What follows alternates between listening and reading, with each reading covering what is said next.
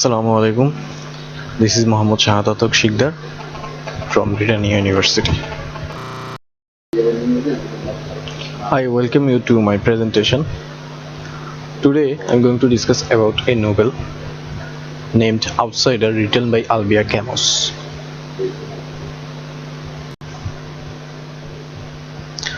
Today I'm going to talk about a topic, and the topic is discuss the outsider or the stranger as Camus' attempt to portray the absurdity of man's existence in the universe.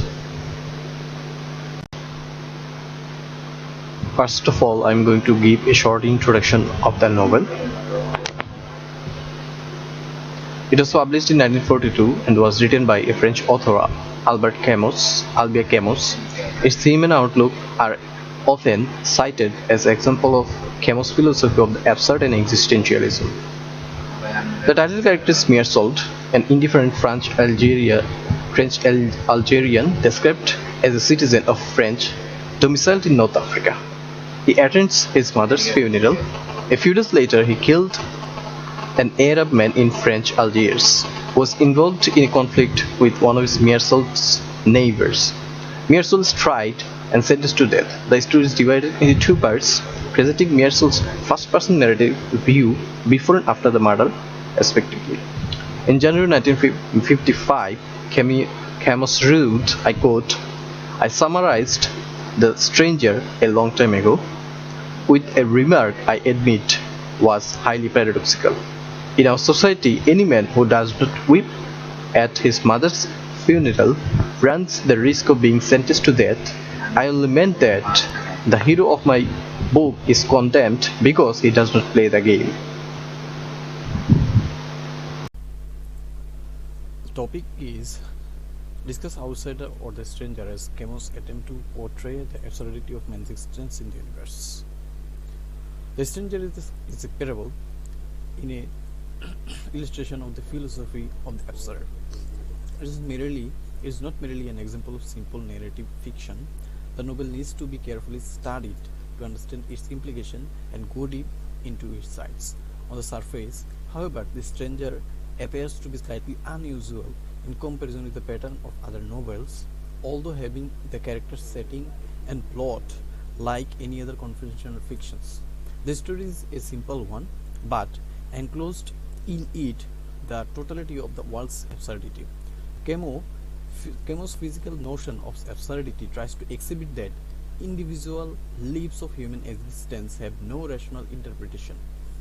Throughout the novel, there are ample examples of characters watching the hero of the novel or the heroes watching them.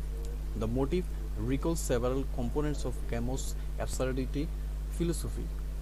Also, the term absurdity is the abortive attempt of the individuals to find rational order which is non-existent.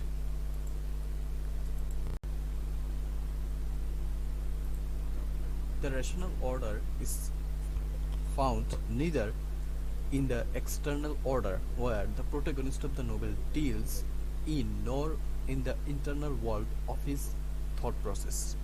Besides, his attitude to life seldom exhibits any rational order.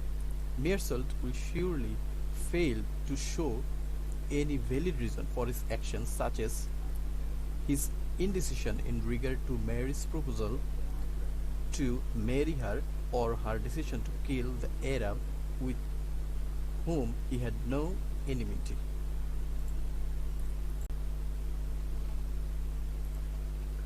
But there is no lack of attempts from various corners of the society to find rational interpretation for a man's irrational activities. The trial scene is a glaring example of how the existing society tries desperately to fabricate a rational order which is anything but rational. For instance, the prosecutor and Meursault's defending lawyer offers ludicrous interpretation which is supposed to be based on logic and solid reason when they try to establish this crime.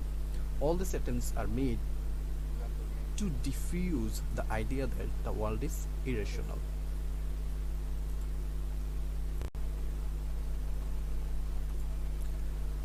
Camus' absurdist philosophy is mainly based on the idea that human life has no meaning or purpose. Here, only one thing is inevitable, that no one can escape the death, and logically life is meaningless. This establishes beyond question the absurdity of man's existence in the universe.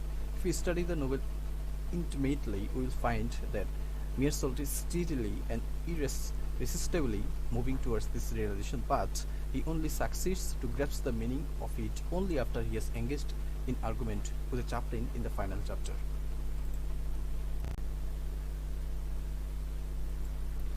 Meerschault realizes the truth after just as he is indifferent to the universe, so is the universe equally indifferent to him.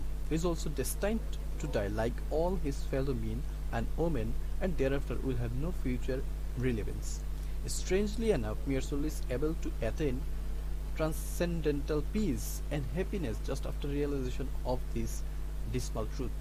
As a result, it does not matter much whether he dies by execution or dies a natural death at a ripe old age. Thereafter, Meerschault stops harboring any fantasy of escaping death through legal battle. A freedom from such unrealistic fantasy, he now prefers to make the best use of the days remaining before his execution.